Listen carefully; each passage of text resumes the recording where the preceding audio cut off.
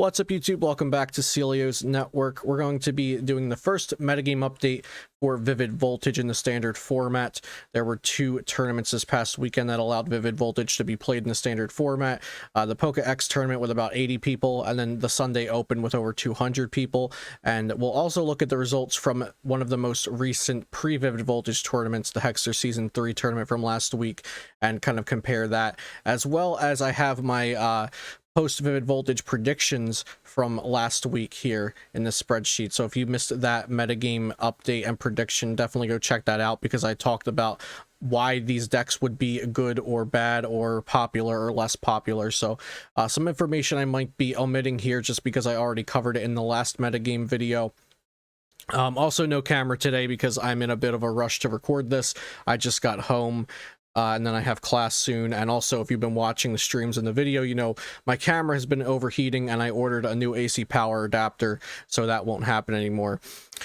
So yeah, let's get into this. First, shout out to PotownStore.com, the best place for you to get ptcgo codes. Use code Celio for 5% off. Thank you so much for supporting me by using that code. Also, if you're not already subscribed and you've been enjoying the ptcgo content, the ptcg content in general, be sure to subscribe to the channel and hit the notification bell, because it does not automatically do that, and you don't want to miss these uploads with important metagame updates and new deck lists. So briefly, we'll look at this spreadsheet, which of course I mentioned I've featured in a recent video. So on the right of the black bar are my predictions for what would happen with the Vivid Voltage tier list. How good the decks are, how viable they are based on tiers from 1, 2, 3, and Rogue. I haven't changed this since that video, so these are still my predictions from last week. I predicted that Luke Metal, Scorch, and Blacephalon would all get a tiny bit better and possibly more popular as well. I thought ADPZ would get slightly worse, but just marginally so. It would still stay in tier 1, and I thought Colossal VMAX was the only new deck that would go up to tier 1. I do think I overshot Colossal VMAX a tiny bit. Maybe I should have put it in at top of tier 2 and give it room to grow, but I also don't think most people are playing it correctly. I still think my way to play it from my recent Colossal YouTube video is the correct way for now, and you just take the loss to Luke Metal. There's other ways to play Fighting Box as well, like with Bay, Surfetched, Zamazenta Amazing Rare. That probably omits Colossal VMAX though. Eternatus VMAX I said would be moving down to 2. I said Mewtwo Lightning would be moving down to 2. I think if I could go back, I would put Colossal VMAX at top of 2 and Mewtwo Lightning at bottom of 1, because I think Mewtwo Lightning is still really, really good. Mewtwo Welder I said would be 2, kind of stay where it was but be played less, and I think that's kind of been the case. Pikarom I said would move down to 2, would likely be played less. Dragapult VMAX and Inteleon VMAX would move up. Eggroll Rillaboom would move up. I don't think we've seen enough experimentation with that to really gauge. I mean, this tier list is from like 4 or 5 days ago, and there's only been 2 couple hundred person online tournaments, so we can't really say if any of this is fully correct or fully not correct, but just giving you a glance at my predictions, and then so on and so forth. You can pause the video and read this sheet if you want to. But let's move on to why we're really here today, to talk about the metagame shift from pre-Vivid Voltage to post-Vivid Voltage with actual results to look at. So we're on play.limitlesstcg.com, really great resource. We're looking at the metagame of the Hexter Season 3, number 6, that was about a week or so ago. Actually, this might have been even less than a week ago. I think it might have been Friday night. We can check that real quick. Yeah, it was Friday. So this was 3 or 4 days ago. Yeah, 3 days ago. So right before Vivid Voltage became legal for tournaments, I believe. Yeah, so let's take a look at this. Zacian, Pikarom, Lightning Mewtwo, Scorch, Zacian, Metal, Eternatus, Blacephalon were all fairly popular. I'd say probably Blacephalon is like where you cut off popularity. Say Eternatus and everything else above was very popular. They were, or you could even say Scorch, 10% and above of the meta share. So Scorch, Lightning Mewtwo, Pikarom, Zacian, ADP. If you include Zacian, Luke Metal into that, these 5 decks took up 50% or more of the metagame. And then just to see the standings real quick, Luke Metal got first and second. Eternatus had 4 spots in top 8. There was a Welder Mewtwo in top 8 and a Lightning Mewtwo in top 8. So top 8 was Zacian, Luke Metal, Eternatus, and Mewtwo variants. So ton of Eternatus doing well and a lot of Eternatus being played. Let's go to the PokeX Online Challenge Tag Bolt from Saturday, November 14th, the very next day. Now, this had Vivid Voltage to be legal. Pikarom and Eternatus, look at the difference. This is before Vivid Voltage. Pikarom has 14 people playing it and 10 people playing Eternatus. Go to the next day, the very next day, 3 people played Pikarom, 1 person played Eternatus. Now, usually I would say, well, maybe they're trying out new variants instead, but not all of the popular decks, none of these are new decks. None of these are new decks, like actually having some popularity. Eternatus and Pikarom just completely fell off in popularity, and people switched to ADP or Centiskorch or Blacephalon or Luke Metal, or, you know, a couple people did try new decks, but it's very here and there. You got 1 Colossal, and that's it. The other new decks are probably under other. Oh, Pikachu VMAX, yeah.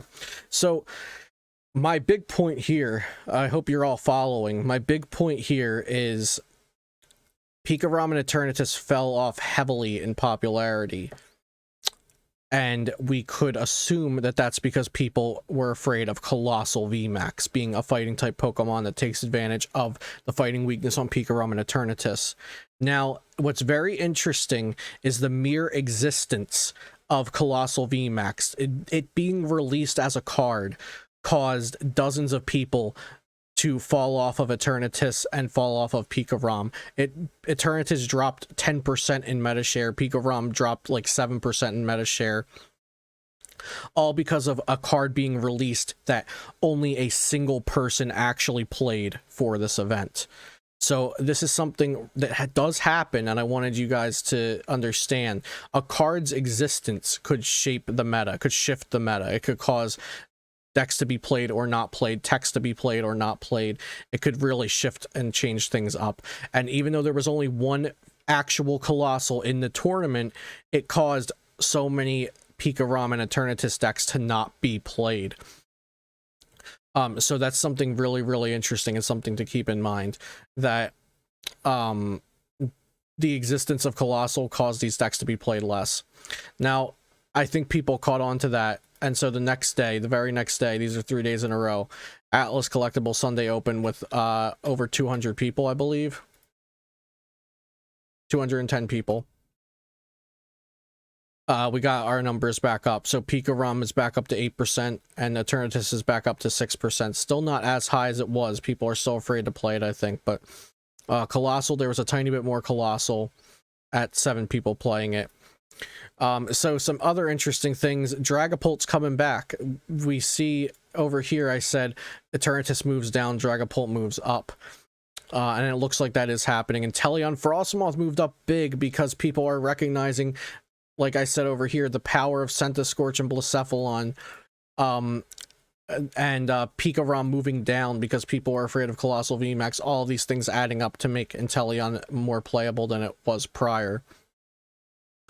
So then we look at the standing. So the decks that actually did well, Pikarom won this tournament, and then 3 Zacian ADP, a Lightning Mewtwo, another Pikarom, a Centiskorch, and then an Orbital VMAX. So this Orbital VMAX deck, I don't think it's inherently strong, but I think it has a surprise factor and people not exactly knowing what's going on against it. So I don't think this exact variant will get a lot of repeat success.